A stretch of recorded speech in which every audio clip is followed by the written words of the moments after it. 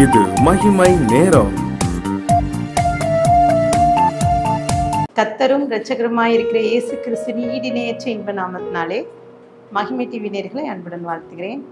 மகிமை நேர நிகழ்ச்சிக்கு உங்களை அன்புடன் வரவேற்கிறேன். நாம் தொடர்ந்து யாக்கோபின் வாழ்வில் சந்தித்த 7 மனிதர்கள் என்ற தலைப்பின் கீழே நாம் தியானித்து வருகிறோம். இன்றைக்கு 3வது நாளிலே 3வது நபர் யார் என்றால் ஏசா, யாக்கோபுடைய சகோதரன், உடன் பிறப்பு என்று சொல்லலாம். பாருங்க, அவங்க 2 பேரும் இரட்டை குழந்தைகள். ஏசா மூத்தவன், இந்த யாக்கோபு இளையவன். நம்ம எல்லாருக்கும் தெரியும் இந்த ஏசாவை குறித்தும் யாக்கோபை குறித்தும். ஏசா அவனுடைய நிறம் சிவப்பா, அவன் ஒரு ரோமம் நிறைந்தவனாக, அழகான தோற்றம், வன சஞ்சாரி, வேட்டையாடுவதில் வல்லவன், தகப்பனுக்கு பிரியமான மகனா இருக்கிறான். இன்னும் பார்த்தீங்கன்னா அவன் சோம்பல் உள்ளவன், மதி இல்லாதவன் சொல்லிட்டு வேதம் சொல்லுது. இன்னும் இங்கே யாக்கோபு யாருன்னா அவன் கூடாரவாசி. அவன் கொஞ்சம் அழகுல கம்மியா இருந்தாலும் அவன் குணசாலியா இருக்கிறான், கூடாரவாசியா இருக்கிறான். தாய்க்கு மிக பிடித்த ஒரு மகன் என்று சொல்லலாம். இன்னும் அவன் ஏமாற்றுக்காரன் என்று சொல்லி வேதம் சொல்லுது. இப்படி யாக்கோபுடைய வாழ்விலே ஏசா அவன் எப்படிப்பட்டவனா இருக்கிறான். ஏசாவும் யாக்கோபும் பாருங்க, அந்த சிறு வயதிலே அவங்க வளர்ப்பு எப்படின்னா, ஏசாவை தகப்பனுக்கு பிரியமான மகனாகவும் யாக்கோபு தாய்க்கு பிரியமான மகனாகவும் இருக்கிறான். 2 வருத்துக்குள்ளவே என்ன பிரச்சனைனா, ஆசீர்வாதத்தை சுதந்திரிப்பதுல பிரச்சனை. அதுல ரெபேக்காள் செய்த தவறு, அவள் குறுக்கு வழியிலே ஆசீர்வாதத்தை தன் மகனாகி யாக்கோபுக்கு பெற்று தர வேண்டும் என்று ஏசாவை போல நடிக்க சொல்லி ஏமாற்றுகிறார்.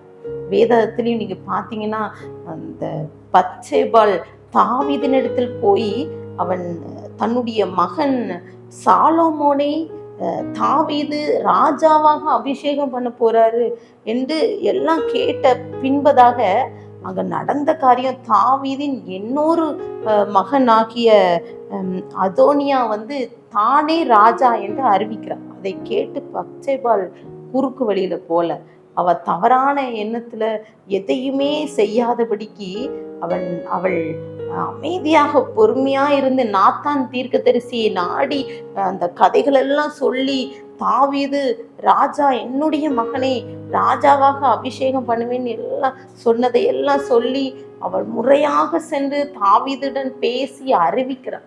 அதன் பின்பு அந்த பச்சைபால் போய் அங்க தாவீதுகிட்ட போய் சொன்னதுக்கு பிறகு தாவீது அங்க இருக்கிற தீர்க்கதரிசியான நாத்தான் தீர்க்கதரிசி பெனாயா எல்லாம் சொல்லி கைகளை வச்சு ஆசாரியரான அங்க சாதுக்கையும் அவங்க கைகளை வச்சு அபிஷேகம் பண்ண சொல்றான்.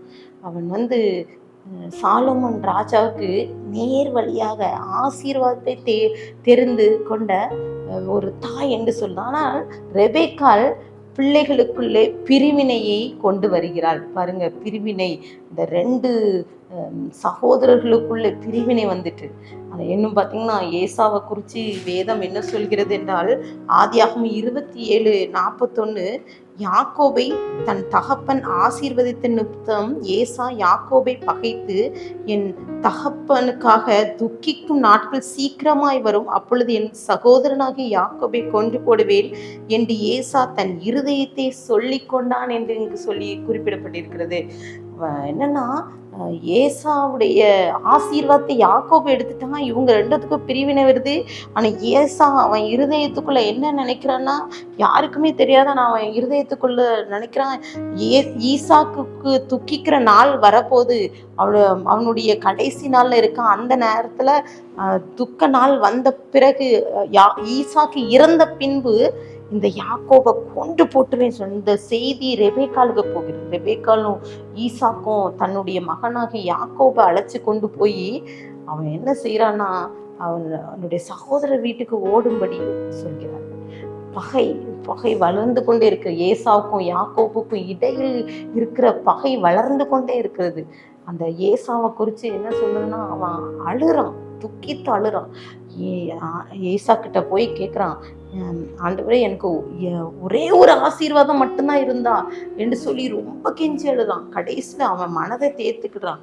ஏன் காரணம் என்னன்னா, அவனுடைய வாழ்க்கையில நடந்த ஒரு காரியம் என்னன்னா, எபிரேயர் 12:16 ஒருவனும் வேசிக்கலனுமாகவும் ஒருவேளை போஜனுக்காக தன் சேஷ்ட புத்திர பாகத்தை விற்று போட்ட ஏசாவை போல சீர்கெட்டவனாகவும் இராதபடிக்கு எச்சரிக்கையா இருங்கள். அப்போ சீர்கெட்டவனா இருக்கிறான்னு ஏசாவை குறித்து வேதம் சொல்கிறது. அவன் என்ன செய்யறான்னா, அலட்சியம் பண்ணின ஏசா தன்னுடைய சேஷ்ட புத்திர பாகத்தை அவன் விற்று போடுகிறான். அவன் இளைத்து போயிருக்கிறான்.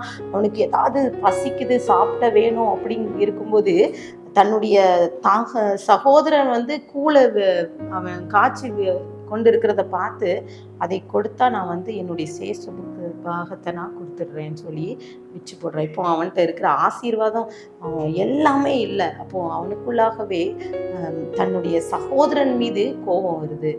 இந்த பிரிவினை நிமித்தம் யாக்கோபு ஓடுகிறான். சில நாட்களுக்கு பிறகு மீண்டுமாக அவன் ஏசாவை சந்திக்கும்படியாக வருகிறான். அப்போ நடந்த காரியம் என்னன்னா, ஆதியாகமம் 32:11 என் சகோதரனாகிய ஏசா கைக்கு என்னை தப்புவியும், அவன் என்னையும் பிள்ளைகளையும் தாய்மார்களையும் முறியடிப்பான் என்று அவனுக்கு நான் பயந்திருக்கிறேன்னு சொல்றான். ரொம்ப பயப்படுறான். அவன் நிறைய காரியங்களை செய்தாலும் அவன் பயப்படுறான், போராடுறான். முழுவதும் போராடி அவன் ஜெபிக்கிறான். என்னை ஆசீர்வதித்தாலுடைய விடைன்னு சொல்லி இந்த பிரச்சனையிலேருந்து ஒரு முடிவு முகமுகமாக ஆண்டவரை சந்திக்கிறான்.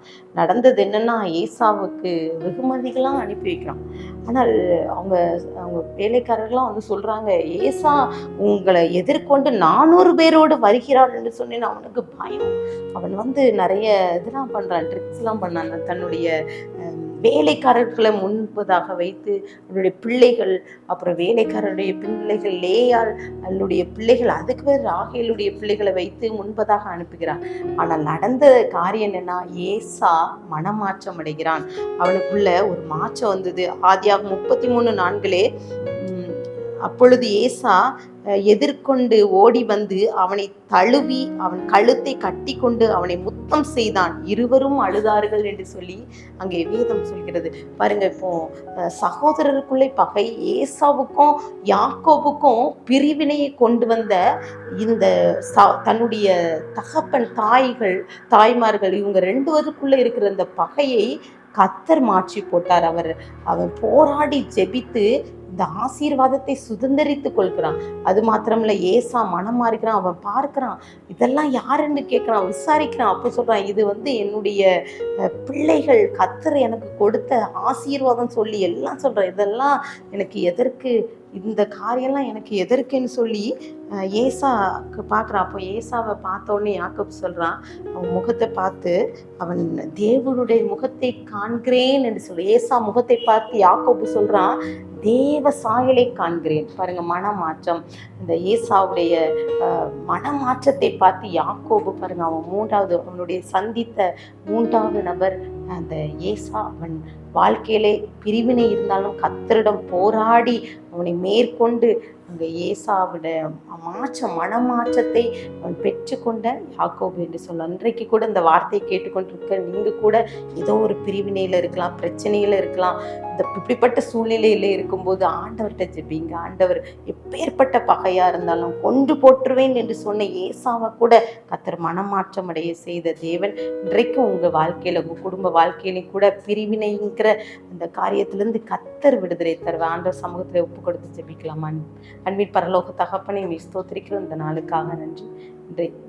இந்த நாளிலும் கூட சப்பா, ஏசா அவனுடைய வாழ்க்கையிலே அவன் பகையாக இருந்த யாக்கோபின் உடனே ஏசப்பா இருக்கிற அந்த பகையை அவன் மாற்றி ஏசப்பா அவனுக்கு ஏசப்பா தேவ சாயலை கொடுத்தது போல இந்த வார்த்தையை கேட்டுக்கொண்டிருக்கிற ஒவ்வொருவருக்கும் அப்பா, குடும்பத்தில் பிரச்சனையாக இருக்கலாம், பிரிவினையாக இருக்கலாம், கணவன் மனைவிக்கு இடையே பிரிவினையாக இருக்கலாம், அப்பா குடும்பத்தில் சகோதரர்களுக்குள்ளே பிரிவினையாக இருக்கலாம், அப்பா சகோதரிகளுக்குள்ளே பிரிவினையாக இருக்கலாம். எந்த ஒரு பிரிவினையாக இருந்தாலும் இன்றைக்கு ஒரு அற்புதம் செய்யுங்க. இந்த ஏசாவை அவனை ஏசப்பா அரிச்சது போல, அவனை ஏசப்பா மனமாற்றத்தை தந்தது போல நீங்களும் அப்படிப்பட்ட கிருபைகளை பிள்ளைகளுக்கு கொடுங்க.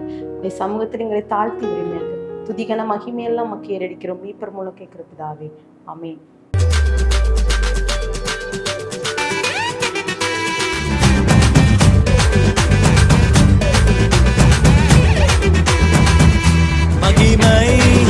மகிமை